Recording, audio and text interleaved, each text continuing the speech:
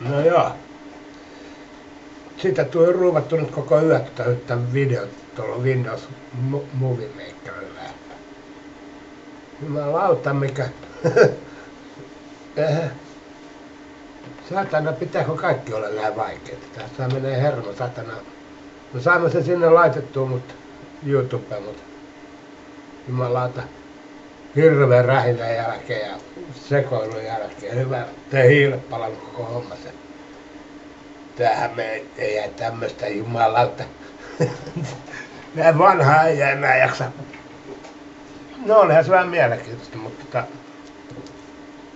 jumalauta hirveä väätäminen ja kääntäminen satana. Ei edes paska laittanut käymään. Katsotaan meneekö tää nyt sinne sit. Jos ei tää sinne mene, niin sit ei sit mene mikään.